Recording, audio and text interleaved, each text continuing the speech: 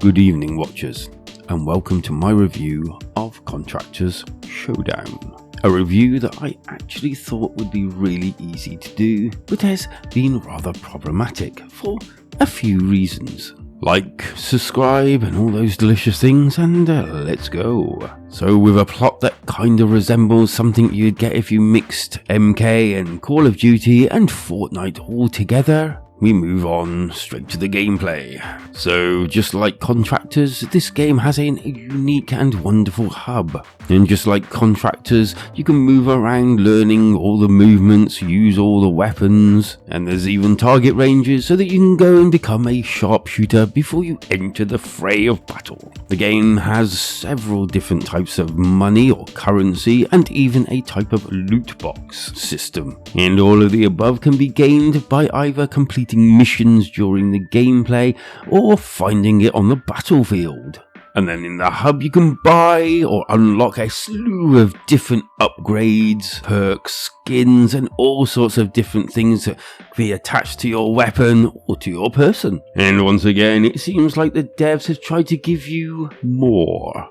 And I would say, right up until this point, everything was peachy. But the problem with these sort of games is they thrive and only thrive on their user base.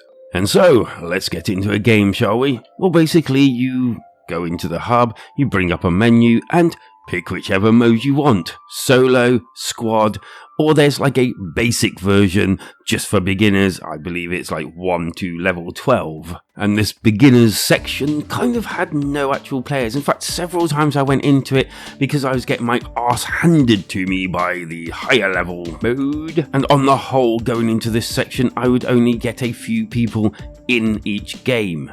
Now, luckily enough, the game will begin before it hits its target amount of gamers if it doesn't reach that, and this is a good and a bad thing. I could probably accept a game with 1 to 10 players, but unfortunately I was ending up with like 1 to 3 players. And I shit you not, when that one person went down and there was only 2 of us remaining, I stood in the middle of a field shooting my gun just so that they can find me. I like the concept of this mode, but unfortunately the players weren't there and everyone had moved on to the higher rankings. And after this, so did I. And so I headed to the solo and squad modes. Not to bore anyone, but getting into a game is kind of a bit long-winded. You get to wait in your hub for a match. As soon as a match has been paired with you, you then go into the battlefield. I disliked this. I did not like being placed in the battlefield, having to run around, or not having to run around if you didn't want to, shooting each other. I felt this was a lost opportunity. Almost everybody had mics and a lot of them were speaking. And unfortunately this negated that completely. And where this all could have been a chat to other players or just get used to using your guns and weapons and the actual battlefield without the hassle of having to run around or have to parachute down every time some imbecile shot you in a completely pointless way, because once they shoot you, you then go and res and then you have to parachute all the way down, blah blah blah. It just felt too exhausting. There were times when people went, hey, whoa, do you want to chat? You know, are you new here? Blah, blah, blah. And we had quite a good conversation. And that made it even worse because I wanted that each time. And then after a while, once it finally got you to where it's going to say, okay, we'll give you a game, you then go into it and all of that was a waste of time anyway. In solo, you get shot once, you're out. Yeah, back doing it all again. In squad, it's more or less the same, to be honest with you. Hardly anyone wanted to squad up and it kind of like felt pointless unless you knew people. It was kind of like Fortnite in a way that if you didn't go in with your own squad, it was kind of lacking in something.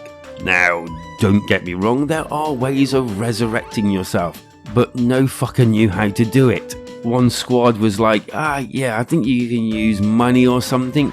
I don't know how it works though. Just don't die, which was as useful as a driver instructor saying, well, just don't crash.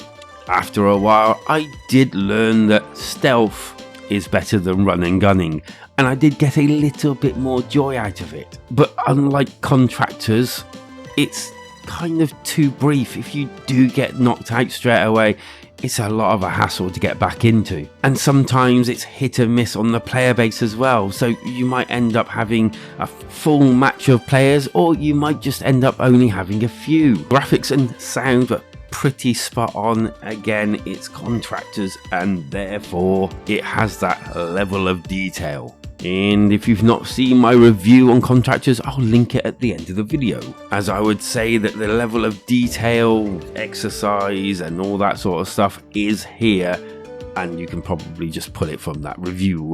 Contractors Showdown has a lot to offer, but unfortunately months later, and me coming in months later, I feel that some of the player base has dwindled somewhat, and that kind of made it in the first place from what I could gather. I guess I can only be honest about this, and I do feel that it could learn, in fact it could learn from Fortnite, believe it or not, their new mode and the way squad respawning could work. And anyway, I think this is nicked off some other games as well, so it wouldn't be like they were stealing off them, more gently borrowing, I would imagine. But I think a different way of respawning after players in a squad have died would definitely up the ante and make the games longer and more enjoyable. And I know that it would definitely piss me off less being able to come back into the game without faffing around, or not faffing around if you can't work out how to do it, and it would definitely make those longish waiting times to get back into a match a little bit more palatable.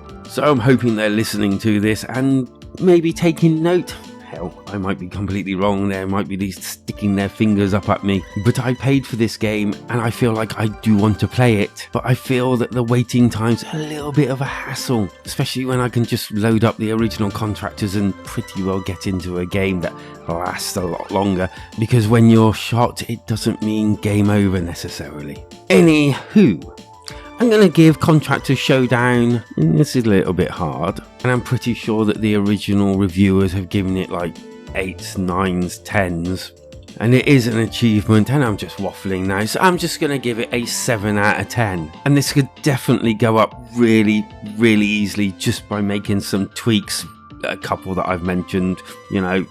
Don't feel like you need to, but it would actually be handy and probably more enjoyable for your game to be in it a little bit more than not. Anywho, thanks a lot. Take care of yourselves. Click the link here for the Contractors review. Do that like and subscribe thing as well. Bye bye, because life is better when we game together.